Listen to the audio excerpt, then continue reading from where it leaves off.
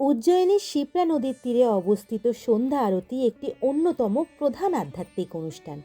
প্রতিদিন সন্ধ্যায় শিপ্রা নদীর ঘাটে এই আরতি অনুষ্ঠিত হয়, যেখানে ভক্তরা একত্রিত হয়ে গঙ্গা মায়ের উদ্দেশ্যে আরতি করেন। আশেপাশের দোকান থেকে ফুল কিংবা প্রসাদ কিনে আরতিতে অর্পণ করা যেতে পারে এবং প্রদীপ ভাসিয়ে জলের ভেতর নিজের মনস্কামনা পূরণ করা একটা প্রাচীন রীতি বলে মনে করা হয়। প্রত্যেক দিনের শেষে মায়ের কাছে প্রার্থনা করার সময় হলো এই সন্ধ্যা আরতি। ভক্তরা নিজেদের মনের শুদ্ধি ও আধ্যাত্মিক উন্নতির জন্য এই আরতিতে অংশ নেয়। শিপ্রা নদীর তীরে বসে আরতি দেখা হলো এক অন্যতম অভিজ্ঞতা। শিপ্রা নদীকে উজ্জয়িনের গঙ্গা বলা হয় এবং এই আরতি উজ্জয়িনের সাংস্কৃতিক ও আধ্যাত্মিক জীবনের এক গুরুত্বপূর্ণ অংশ।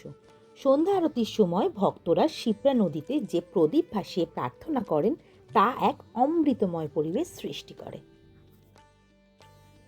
সন্ধ্যা আরতি সাধারণত সূর্যাস্তের পর হয়। উজ্জয়িন শহরটি মধ্যপ্রদেশে অবস্থিত, তাই এখানে সন্ধেটা অনেকটা দেরিতে হয়, প্রায় 6:30টার পর।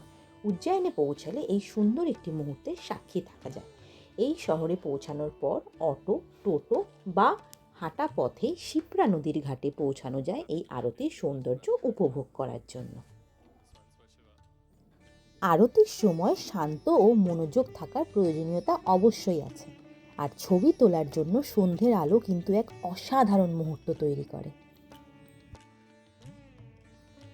এছাড়া উজ্জয়িনে আছে মহাকালেশ্বর মন্দির, কাল ভৈরব মন্দির, রামঘাট, আরও নানান রকমের ঘাট, যার বর্ণনা আমি আমার পরবর্তী ভিডিওতে আনবো তোমাদের জন্য। আজকের মতো শিপ্রা নদীর এই আরতির সৌন্দর্য থাকলো এই ভিডিওতে। আর ভিডিওটা ভালো লাগলে অবশ্যই কিন্তু আমাকে কমেন্ট করে জানিও, আর আমার ভিডিওটা অবশ্যই শেয়ার করো। হর হর মহাদেব।